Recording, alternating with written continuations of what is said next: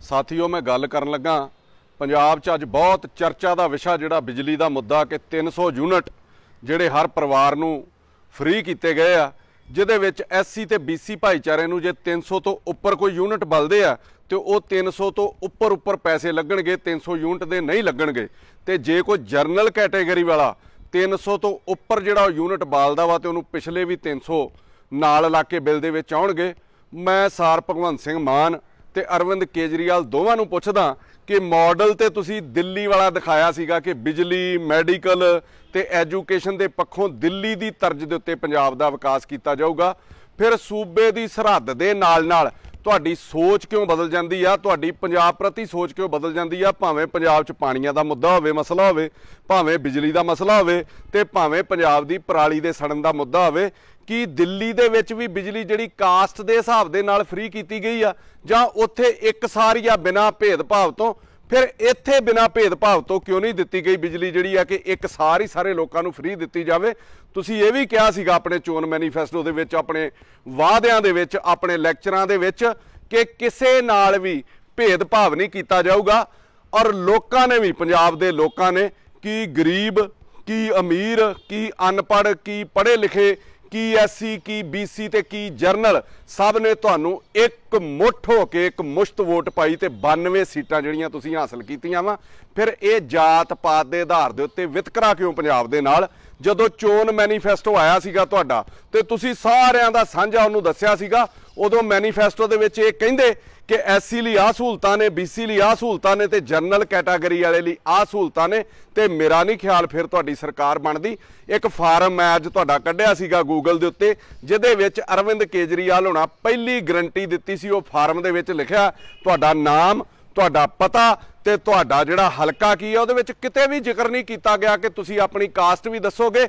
और मैं बार बार लोकां नूं इस गल तो आगाह करदा सीगा, हमेशा ही करदा रहिना वा कि जदों पॉलीटिशियन ने इलैक्शन लड़नी हुंदी है, किसी ने भी, चाहे वो तुहाडी पार्टी है, चाहे अकाली है, चाहे कांग्रेस है, चाहे भाजपा है, किसी ने भी वोटां लैणियां हुंदियां ते उन्हां दी बोल बाणी जिहड़ी होर हुंदी आ, पर जदों जित जांदे आ ते फिर कैप्टन वांग गल्लां, मतलब पंजाबी है, इहदे 2-3 जिहड़े मायने निकल आउंदे ने। कैप्टन ने कहा सीगा पंजाब च नशा खत्म करूंगा, जदों वोटां पै गईयां मुख मंत्री बन गया ते फिर कहंदा मैं कहा सीगा भी नशे दा लक तोड़ दूंगा। फिर उहने कहा सीगा कि पंजाब दे सारे जिहड़े किसानां दे करजे आ वो माफ किए जाणगे, ते जदों वोटां पै गईयां, जदों हत्थ पल्ला नहीं पिया ते फिर उदों कहना शुरू कर दिता कि सरकारी बैंकां दे करजे जिहड़े वो माफ किए जाणगे। अपना मतलब कढ़ण तो बाद एडी छेती बदलते किवें हो यार तुसी लोग कि मतलब निकल गया तो पहचानते नहीं, ऐसे जा रहे हैं जैसे जानते ही नहीं। फिर जनता दे नाल तुसी ये हालात बना दिंदे हो। तुसी मैनीफेस्टो नहीं दिंदे, तुसी जिन्नियां भी पार्टियां वाले हो, जिद्दां बीमा करन वाले अपनी पॉलिसी दिंदे आ ना, एजेंट घर दे विच आया हुंदा तो वो उत्ते थल्ले तक विखा दिंदा भी किसी चीज़ की लोड़ नहीं, तुहाडा इलाज भी असीं करावांगे, तुहानूं आह सहूलतां भी देवांगे। मतलब तुहाडा वो माँ प्यो ही बन जांदा भी इहो ही तुहाडा वारस आ, इहो ही तुहाडा रब आ।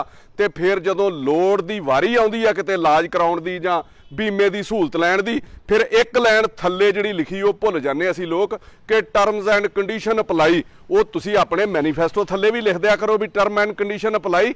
इस तरह किस तरह बदल सकते हो? मैं एक गल होर तुहानूं कहना, कल नूं तुसीं दूजी गरंटी तो भी फिरना कि जिहदे विच तुसीं कहा सीगा 1000 रुपया हर लड़की नूं असीं पंजाब दी लड़की नूं देवांगे, उत्थे भी तुसीं इहो ही कड़ी घोलणी है। मेरी गरंटी है तुहानूं, इन्नी छेती ना बदलो। पंजाब दे लोकां ने तुहाडे उत्ते विश्वास प्रगट कीता।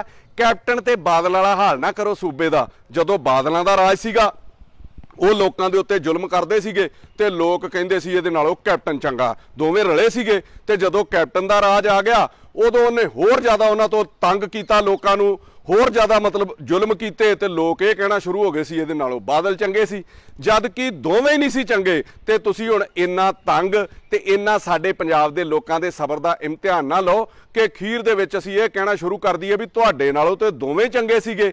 जात पात नूं वो पहल नहीं सी दिंदे, वो माड़े सीगे चंगे सीगे। मैं तुहानूं आ कहानी मैं अक्सर सुणाउणा ना, ते फिर इहदे ते भी वो पूरी पूरी ढुकदी है भी एक राजा सीगा, वो लोगों के मूँह के विचों जदों मर जाते सी ना, मूँह च पैसे रखे जाते सी ते वो भी कढ़ लैंदा सी। ये मैं कहानी तुहानूं सुणाउण लगा, अगे भी सुणाई आ। लोगों के मूँह के विचों पैसे कढ़ लैंदा सीगा, जदों मर जांदा ਉਹਦਾ ਬੱਚਾ ਰਾਜਗੱਦੀ ਤੇ ਬਹਿੰਦਾ ਤੇ ਉਹ ਕਹਿੰਦਾ ਯਾਰ ਮੇਰੇ ਪਿਓ ਨੂੰ ਦੁਨੀਆ ਗਾਲਾਂ ਬੜੀਆਂ ਕੱਢਦੀ ਹੈ, ਮੇਰੇ ਪਿਓ ਨੂੰ ਲੋਕ ਮਾੜਾ ਬੜਾ ਕਹਿੰਦੇ ਨੇ, ਤੇ ਕੋਈ ਸਲਾਹ ਦਿਓ ਜਿਹਦੇ ਨਾਲ ਲੋਕ ਮੇਰੇ ਪਿਓ ਨੂੰ ਚੰਗਾ ਕਹਿਣਾ ਸ਼ੁਰੂ ਕਰ ਦੇਣ। ਇਹੋ ਜਿਹਾ ਸਲਾਹਕਾਰ ਕੋਈ ਤੁਸੀਂ ਵੀ ਰੱਖ ਲਿਆ। ਉਹਨੇ ਅੱਗੋਂ ਕਿਹਾ ਵੀ ਇਹ ਕਿਹੜੀ ਵੱਡੀ ਗੱਲ ਹੈ ਰਾਜਾ ਸਾਹਿਬ, ਤੁਹਾਡਾ ਬਾਪ ਤੇ ਲੋਕਾਂ ਦੇ ਮੂੰਹ ਦੇ ਵਿੱਚੋਂ ਪੈਸੇ ਕੱਢਦਾ ਸੀਗਾ, ਤੁਸੀਂ ਲਾਸ਼ ਵੀ ਬਾਹਰ ਕੱਢਿਆ ਕਰੋ, ਉਹਦੇ 4-4 ਛਿੱਤਰ ਮਾਰ ਕੇ ਤੇ ਫਿਰ ਉਹਨੂੰ ਨੱਪ ਦਿਆ ਕਰੋ। ਜਦੋਂ ਉਹਨੇ ਇਦਾਂ ਕਰਨਾ ਸ਼ੁਰੂ ਕੀਤਾ ਤੇ ਲੋਕਾਂ ਨੇ ਕਹਿਣਾ ਸ਼ੁਰੂ ਕਰ ਦਿੱਤਾ ਵੀ ਇਹਦੇ ਨਾਲੋਂ ਤੇ ਇਹਦਾ ਪਿਓ ਚੰਗਾ ਸੀਗਾ। ਸੋ ਸਾਡੇ ਹਾਲਾਤ ਇਹੋ ਜਿਹੇ ਨਾ ਬਣਾਓ ਕਿ ਅਸੀਂ ਇਹ ਕਹਿਣਾ ਸ਼ੁਰੂ ਕਰ ਦਈਏ ਵੀ ਤੁਹਾਡੇ ਨਾਲੋਂ ਤਾਂ ਦੋਵੇਂ ਚੰਗੇ ਸੀਗੇ। ਉਹ ਲੋਕਾਂ ਨੂੰ ਜਾਤ ਪਾਤ 'ਚ ਤੇ ਨਹੀਂ ਸੀ ਨਾ ਵੰਡਦੇ, ਜੋ ਬਾਕੀ ਪਾਰਟੀਆਂ ਕਰਦੀਆਂ ਰਹੀਆਂ ਗੰਦੀ ਸਿਆਸਤ, ਜਾਤ ਪਾਤ ਦੇ ਨਾਂ ਤੇ, ਧਰਮ ਦੇ ਨਾਂ ਤੇ, ਕੌਮ ਮਜ਼ਹਬ ਦੇ ਨਾਮ ਦੇ ਉੱਤੇ, ਆਪਣਾ ਵੋਟ ਬੈਂਕ ਇਕੱਠਾ ਕਰਨ ਦੇ ਨਾਮ ਦੇ ਉੱਤੇ ਤੁਸੀਂ ਵੀ ਯਾਰ ਉਹਨਾਂ ਰਾਹਾਂ ਦੇ ਉੱਤੇ ਹੀ ਤੁਰ ਪਏ। ਤੁਸੀਂ ਤੇ ਬੜੇ ਮਤਲਬ ਸੈਕੂਲਰ ਆਪਣੇ ਆਪ ਨੂੰ ਦੱਸਿਆ ਸੀਗਾ, ਅਜੇ ਹਾਈ ਕੋਰਟ ਤੇ ਇਹ ਕਹਿ ਰਿਹਾ, ਮਤਲਬ ਇਹ ਇਨਸਟਰਕਸ਼ਨ ਆ ਰਹੀਆਂ ਕਿ ਕਿਸੇ ਦੇ ਉੱਤੇ ਕੋਈ ਪਰਚਾ ਵੀ ਦਰਜ ਕਰਨਾ ਤੇ ਉਹਦੀ ਜਾਤ ਨਾ ਲਿਖੀ ਜਾਵੇ, ਤੇ ਉਹ ਇਹ ਇਨਸਟਰਕਸ਼ਨ ਦੇ ਰਿਹਾ ਤੇ ਤੁਸੀਂ ਵੋਟਾਂ ਦੀ ਖਾਤਰ ਲੋਕਾਂ ਨੂੰ ਸਹੂਲਤਾਂ ਦੇ ਨਾਂ ਦੇ ਉੱਤੇ ਜਾਤ ਪਾਤ ਤੇ ਵੰਡ ਰਹੇ ਹੋ। ਯਾਰ ਥਾਣਿਆਂ 'ਚ ਤੇ ਜਾਤ ਲਿਖਣੋਂ ਹਟ ਗਏ ਅਫਸਰ ਜਿਹੜੇ ਨੇ, ਤੇ ਤੁਸੀਂ ਲੋਕਾਂ ਨੂੰ ਸਹੂਲਤਾਂ ਦਿੰਦੇ ਹੋ ਔਰ ਉਹਦੀ ਜਾਤ ਪੁੱਛ ਕੇ ਦਿੰਦੇ ਹੋ।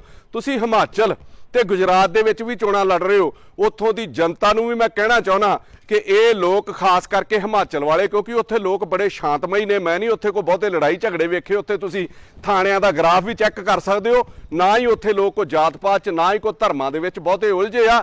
ਕਿਤੇ ਜਿੱਤਣ ਤੋਂ ਬਾਅਦ ਤੁਹਾਡੇ ਵਿੱਚ ਵੀ ਇੰਨੀ ਨਫ਼ਰਤ ਨਾ ਫੈਲਾ ਦੇਣ ਆਪਣੇ ਸਿਆਸੀ ਮੰਤਵ ਲਈ, ਆਪਣਾ ਵੋਟ ਬੈਂਕ ਇਕੱਠਾ ਕਰਨ ਲਈ। ਕਮ ਸੇ ਕਮ ਉਹ ਸੂਬਾ ਜੇ ਬਚਿਆ ਨਾ ਇਹਨਾਂ ਝੰਡਟਾਂ ਤੋਂ, ਤੇ ਉਹਨੂੰ ਬਚਿਆ ਰਹਿਣ ਦਿਓ। ਉਹਨਾਂ ਨੂੰ ਤੇ ਕਮ ਸੇ ਕਮ ਜਾਂ ਆਪਣੇ ਮੈਨੀਫੈਸਟੋ ਦੇ ਵਿੱਚ ਆਪਣੀ ਸਥਿਤੀ ਸਪਸ਼ਟ ਕਰੋ ਵੀ ਅਸੀਂ ਆਹ ਮੈਨੀਫੈਸਟੋ ਦਿੱਤਾ, ਪਰ ਅਸੀਂ ਜਿਹੜਾ ਸਹੂਲਤਾਂ ਦੇਣੀਆਂ ਉਹ ਕੱਲ ਨੂੰ ਟਰਮਸ ਐਂਡ ਕੰਡੀਸ਼ਨ ਅਪਲਾਈ ਔਰ ਜਾਤ ਪਾਤ ਦੇ ਨਾਂ ਤੇ ਦਿੱਤੀਆਂ ਜਾਣਗੀਆਂ। ਹਿਮਾਚਲ ਵਾਲਿਆਂ ਨੂੰ ਤੇ ਗੁਜਰਾਤ ਵਾਲਿਆਂ ਨੂੰ ਵੀ ਕਹਿਣਾ ਵੀ ਇਹ ਕਨਫਰਮ ਜ਼ਰੂਰ ਕਰਿਓ।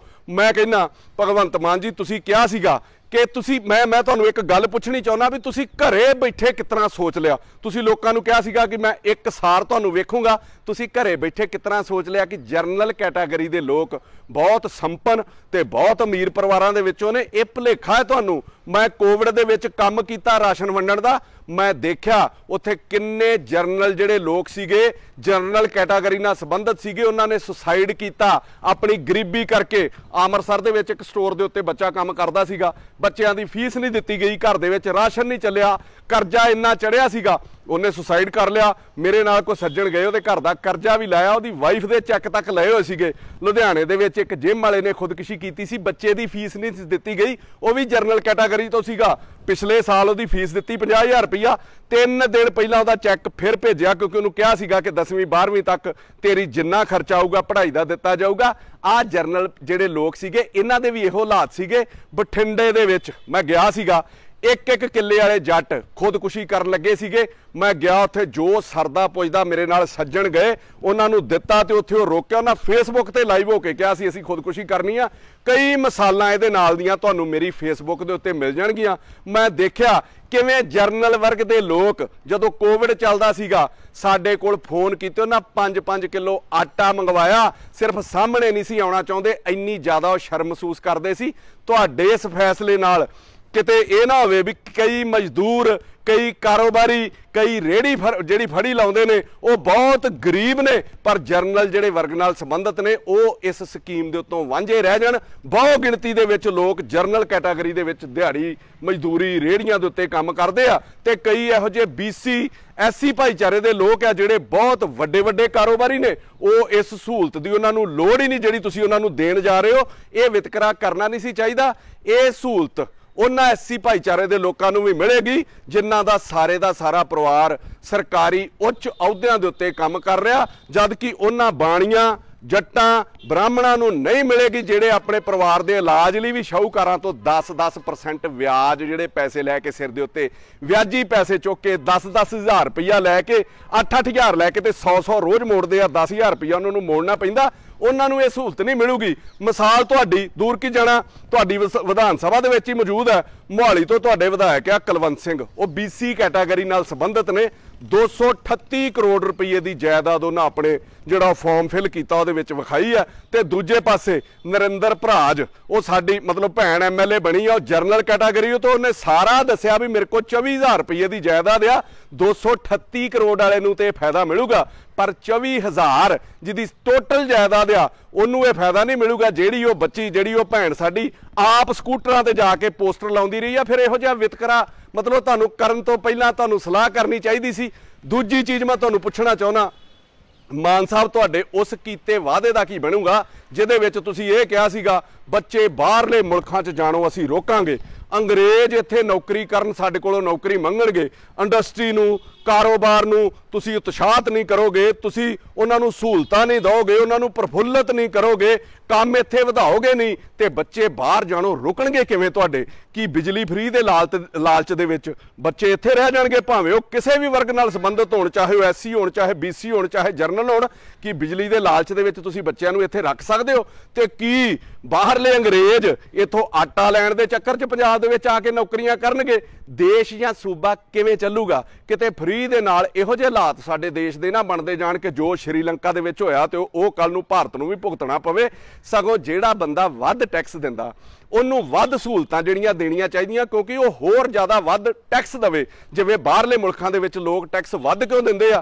ਕਿਉਂਕਿ ਉਹ ਘੁੰਮ ਘੁਮਾ ਕੇ ਉਹ ਟੈਕਸ ਉਹਨਾਂ ਦਾ ਸਹੂਲਤਾਂ ਦੇ ਰੂਪ ਦੇ ਵਿੱਚ ਉਹਨਾਂ ਦੇ ਉੱਪਰ ਹੀ ਲੱਗਦਾ। ਸਾਡੇ ਜਿੱਦਾਂ ਅਸੀਂ ਟੈਕਸ ਦਿੰਦੇ ਆ, ਸਾਡੇ ਲੀਡਰਾਂ ਵਾਂਗ ਉਹਨਾਂ ਦੇ ਲੀਡਰ ਉਸ ਟੈਕਸ ਦੇ ਨਾਲ ਯਾਸ਼ੀ ਨਹੀਂ ਕਰਦੇ, ਉਹਦੇ ਨਾਲ ਮੌਜਾਂ ਨਹੀਂ ਕਰਦੇ। ਲੋਕਾਂ ਨੂੰ ਨੌਕਰੀਆਂ, ਕਾਰੋਬਾਰ ਇਹ ਚਾਹੀਦਾ, ਕੰਮਕਾਰ ਚਾਹੀਦਾ, ਲੋਕਾਂ ਨੂੰ ਭੀਖ ਨਹੀਂ ਚਾਹੀਦੀ। ਤੇ ਜੇ ਤੁਸੀਂ ਇਹ ਸਭ ਨਹੀਂ ਕਰ ਸਕਦੇ ਫਿਰ ਤੁਹਾਨੂੰ ਸਾਡੇ ਬੱਚਿਆਂ ਨੂੰ ਬਾਹਰ ਜਾਣ ਤੋਂ ਰੋਕਣ ਦੀਆਂ ਨਸੀਹਤਾਂ ਦੇਣ ਦਾ ਕੋਈ ਹੱਕ ਨਹੀਂ। ਮਾਨ ਸਾਹਿਬ, ਫ੍ਰੀ ਦੇਣ ਨਾਲ ਜਿਹੜੇ ਬੰਦੇ ਮਜ਼ਦੂਰੀ ਕਰਦੇ ਆ, ਚਾਹੇ ਉਹ ਕਿਸੇ ਵੀ ਵਰਗ ਦੇ ਆ, ਜਿਹੜੇ ਹੱਥੀਂ ਕੰਮ ਕਰਦੇ ਆ, ਉਹਨਾਂ ਦੀ ਕਮਾਈ ਦੇ ਸਾਧਨ ਵਧਾਓ ਤਾਂ ਜੋ ਜੇ ਉਹ ਪ੍ਰਾਈਵੇਟ ਤੌਰ ਦੇ ਉੱਤੇ ਵੀ ਕੰਮ ਕਰਦੇ ਆ ਤੇ ਉਹਨਾਂ ਨੂੰ ਕਿਸੇ ਨਾ ਕਿਸੇ ਸਬਸਿਡੀ ਦਿਓ ਜਿਹੜੀ ਉਹਨਾਂ ਦਾ ਪਰਿਵਾਰ ਦਾ ਗੁਜ਼ਾਰਾ ਚੱਲ ਸਕੇ, ਉਹ ਆਪਣੀਆਂ ਚੀਜ਼ਾਂ ਨੂੰ ਖਰੀਦ ਸਕਣ।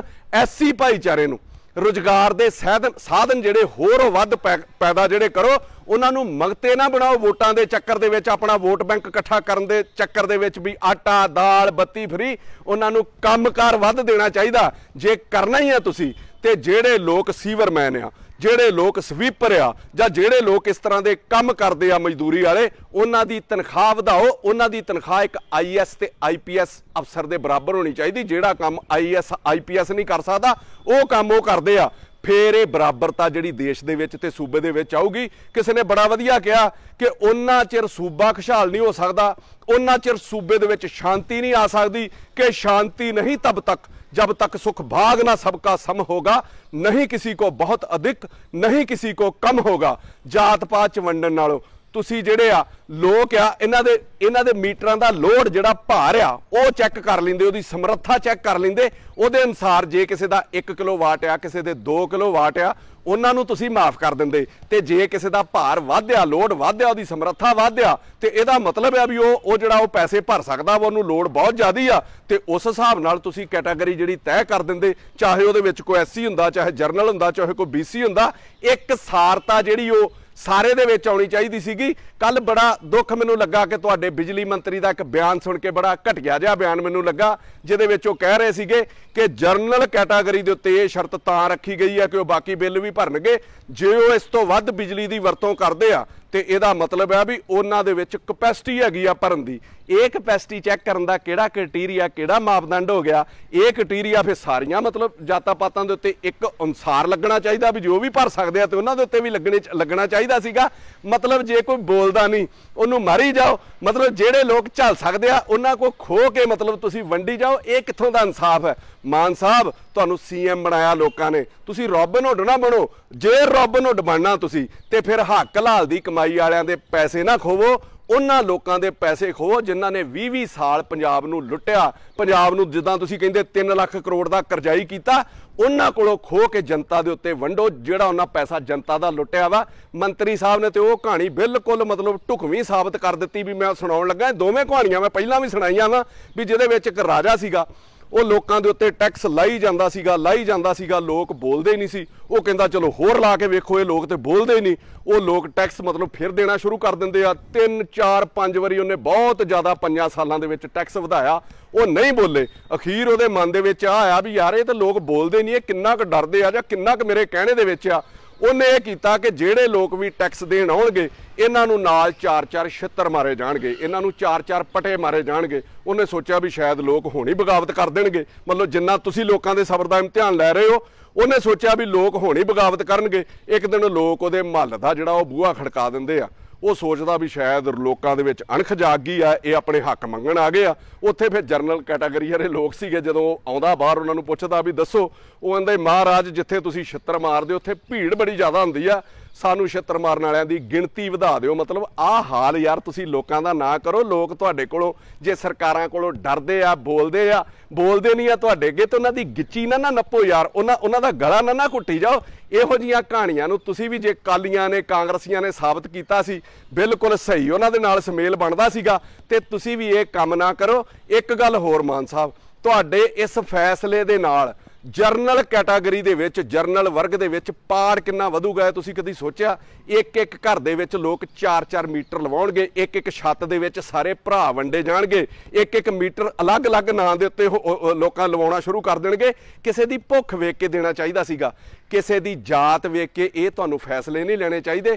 ਬਾਕੀ ਫੈਸਲਾ ਤੁਸੀਂ ਆਪਣੇ ਸ਼ਾਤਰ ਦਿਮਾਗ ਦੇ ਨਾਲ ਕੀਤਾ, ਕਿਉਂਕਿ ਜਰਨਲ ਵਰਗ ਇਕੱਠਾ ਹੋ ਹੀ ਨਹੀਂ ਸਕਦਾ, ਉਹ ਕਈ ਭਾਗਾਂ 'ਚ ਵੰਡਿਆ ਵਾ। ਤੇ ਐਸਸੀ ਜਿਹੜਾ ਭਾਈਚਾਰਾ ਵਾ ਉਹ ਇਕਜੁੱਟ ਆ, ਤੁਹਾਡੀਆਂ ਨਾਸਾਂ ਦੇ ਵਿੱਚੋਂ ਧੂੰ ਕੱਢ ਦਿੰਦਾ ਵਾ। ਉਹਨਾਂ ਦੀ ਵੋਟ ਵੀ ਇੱਕ ਮੁਸ਼ਤ ਜਿਹੜੀ ਇੱਕ ਮੁੱਠ ਹੋ ਕੇ ਪੈਂਦੀ ਆ, ਤਾਂ ਲੋਕ ਤੁਸੀਂ ਮਤਲਬ ਡਰਦੇ ਹੋ। ਮੈਂ ਸਾਰਿਆਂ ਨੂੰ ਕਹਿੰਦਾ ਕਿ ਹੱਕ ਜਿਹੜੇ ਉਹ ਬਰਾਬਰ ਮਿਲਣੇ ਚਾਹੀਦੇ। ਇੰਨੀ ਦੇਰ ਦਾ ਸੋਸ਼ਲ ਮੀਡੀਆ ਦੇ ਉੱਤੇ ਅੱਜ 4 ਦਿਨ ਹੋ ਗਏ ਚੱਲ ਰਹੇ ਆ, ਸਰਕਾਰ ਇਹਦੇ ਉੱਤੇ ਨਾ ਕੋਈ ਸਪਸ਼ਟੀਕਰਨ ਦੇ ਰਹੀ ਹੈ ਨਾ ਕੋਈ ਬੋਲ ਰਹੀ ਆ। ਤੇ ਜੇ ਮੰਤਰੀ ਨੇ ਵੀ ਬਿਆਨ ਦਿੱਤਾ ਤੇ ਇਹ ਬਿਆਨ ਸੀਗਾ ਕੀ ਮਤਲਬ ਕਿਆ ਕਹਿਣੇ ਆ ਯਾਰ ਤੁਹਾਡੀ ਸਰਕਾਰ ਦੇ? ਬੜਾ ਵਧੀਆ ਤੁਸੀਂ ਫਾਰਮੂਲਾ ਤੁਹਾਨੂੰ ਮਿਲ ਗਿਆ, ਅੱਗੋਂ ਵੀ ਜਿਹੜੀਆਂ ਸਹੂਲਤਾਂ ਦੇਣੀਆਂ ਵਾ, ਕੋਈ ਕਿਸੇ ਦਾ ਸਰਵੇ ਨਾ ਕਰਾਓ, ਕੋਈ ਕਿਸੇ ਦਾ ਕੁਛ ਨਾ ਕਰਾਓ, ਸਗੋਂ ਯੂਨਿਟ ਵੇਖ ਕੇ ਗਰੀਬੀ ਰੇਖਾ ਤੈਅ ਕਰ ਦਿਆ ਕਰੋ, ਤੇ ਉਹ ਸਾਰੀਆਂ ਸਹੂਲਤਾਂ ਬਿਜਲੀ ਯੂਨਿਟਾਂ ਦੇ ਅਨੁਸਾਰ ਹੀ ਲੋਕਾਂ ਨੂੰ ਦਿਆ ਕਰੋ। ਮੈਂ ਭਗਵੰਤ ਮਾਨ ਹੋਣਾ ਨੂੰ ਇੱਕ ਸਲਾਹ ਦਿੰਦਾ, ਭਾਵੇਂ ਦਿੱਲੀ ਦੇ ਕਹਿਣ ਤੇ ਚੱਲੋ, ਕੋਈ ਦਿੱਕਤ ਨਹੀਂ, ਉੱਥੋਂ ਸਾਰੀਆਂ ਇੰਸਟਰਕਸ਼ਨ ਲੈ ਕੇ ਆਓ। ਆਪਣੇ ਅਫਸਰ ਭਾਵੇਂ ਰੋਜ਼ ਦਿੱਲੀ ਭੇਜੋ ਆਪਣੀਆਂ ਹਦਾਇਤਾਂ ਲੈਣ ਲਈ ਜਾਂ ਸਿੱਖਿਆ ਲੈਣ ਦੇ ਨਾਂ ਦੇ ਉੱਤੇ, ਪਰ ਫੈਸਲੇ ਤੇ ਪੰਜਾਬ ਦੇ ਭਲੇ ਲਈ ਕਰੋ ਨਾ। ਕਿ ਲੋਕਾਂ ਨੇ ਐਡਾ ਵੱਡਾ ਬਹੁਮਤ ਤੁਹਾਨੂੰ ਦਿੱਤਾ, ਐਡਾ ਵੱਡਾ ਵਿਸ਼ਵਾਸ ਤੁਹਾਡੇ ਉੱਤੇ ਕੀਤਾ, 92 ਸੀਟਾਂ ਤੁਹਾਨੂੰ ਦਿੱਤੀਆਂ, ਉਹਨਾਂ ਦੋਵਾਂ ਨੂੰ ਗਲੋਂ ਲਾਇਆ, ਤੇ ਲੋਕਾਂ ਨਾਲ ਤੁਸੀਂ ਗਲਤ ਨਾ ਕਰੋ। ਉਹਨਾਂ ਦਾ ਵਿਸ਼ਵਾਸ ਤੇ ਕਮ ਸੇ ਕਮ ਕਾਇਮ ਰੱਖੋ। ਲੋਕ ਚਾਹ ਕੇ ਵੀ ਹੁਣ ਤੁਹਾਨੂੰ ਲਾ ਨਹੀਂ ਸਕਦੇ ਵੀ ਐਡੀ ਵੱਡੀ ਮੈਜੋਰਟੀ ਦੇ ਵਿੱਚ ਲੋਕਾਂ ਨੇ ਤੁਹਾਨੂੰ ਜਿਤਾ ਦਿੱਤਾ। ਤੁਹਾਡੀ ਜ਼ਿੰਮੇਵਾਰੀ ਬਣਦੀ ਆ ਮਾਨ ਸਾਹਿਬ ਕਿ ਜੋ ਲੋਕਾਂ ਨੇ ਤੁਹਾਡੇ ਉੱਤੇ ਵਿਸ਼ਵਾਸ ਪ੍ਰਗਟ ਕੀਤਾ ਉਹਦੀ ਤੁਹਾਡੀ ਰਾਖੀ ਕਰਨਾ ਤੁਹਾਡਾ ਫਰਜ਼ ਆ।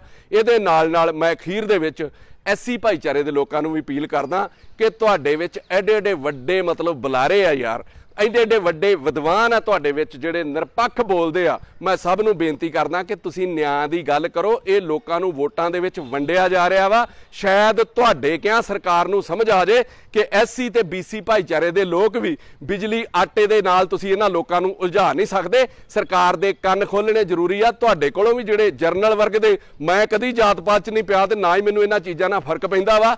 ਮੈਂ ਤੁਹਾਨੂੰ ਬੇਨਤੀ ਕਰਦਾ ਕਿ ਇੱਕ ਮੁੱਠ ਹੋ ਕੇ ਪੰਜਾਬ ਦੀ ਜਨਤਾ ਦੱਸੇ ਕਿ ਸਾਰੇ ਯਾਰ ਅਸੀਂ ਇੱਕ ਆ। ਜੇ ਸਹੂਲਤਾਂ ਮਿਲਣਗੀਆਂ ਤੇ ਸਾਰਿਆਂ ਨੂੰ ਇੱਕ ਮਿਲਣਗੀਆਂ, ਨਹੀਂ ਮਿਲਣਗੀਆਂ ਤੇ ਸਾਰਿਆਂ ਨੂੰ ਨਹੀਂ ਮਿਲਣਗੀਆਂ। ਮੈਂ ਇਹ ਕਹਿ ਕੇ ਸਮਾਪਤੀ ਕਰਨ ਲੱਗਾ ਕਿ ਚੱਲ ਬੁੱਲਿਆ ਚੱਲ ਉੱਥੇ ਚੱਲੀਏ ਜਿੱਥੇ ਸਾਰੇ ਅੰਨੇ, ਨਾ ਕੋਈ ਸਾਡੀ ਜਾਤ ਪਛਾਣੇ ਨਾ ਕੋਈ ਸਾਨੂੰ ਮੰਨੇ।